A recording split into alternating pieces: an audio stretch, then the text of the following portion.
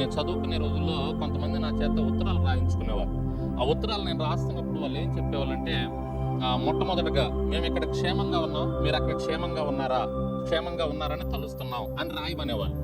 ప్రతి ఉత్తరానికి ముందు కూడా నేను అది రాసేవాడిని. వాళ్ళు చెప్పకపోయినా రాసేసేవాడిని, అలవాటు అయిపోయింది. మేము క్షేమము, మీరు క్షేమంగా ఉన్నారా, క్షేమంగా ఉన్నారని తలుస్తున్నాం అని.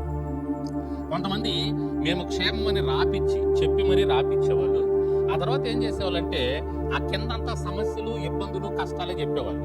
ప్రభు నంటులరా నేను నవ్వుకునేవాడిని. పైనేమో క్షేమంగా ఉన్నాం అని పేరుకు మాత్రమే, కింద అన్నీ కూడా ఇబ్బందులు, కష్టాలు, వాళ్ళ సమస్యలు చెప్పుకుంటూ ఉండేవాళ్ళు. ఇంకేం క్షేమంగా ఉన్నారు చెప్పండి? పేరుకు మాత్రమే క్షేమం, కానీ నిజంగా వారి జీవితాల్లో క్షేమం అనేది లేదు.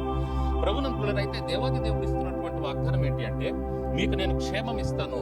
మీరు ఏ దేశంలో అయితే, ఎక్కడైతే, ఏ ప్రాంతంలో అయితే మీరున్నారో, మీకు నేను ఇస్తున్నటువంటి వాగ్దానం, నేను మీకు క్షేమం ఇస్తాను.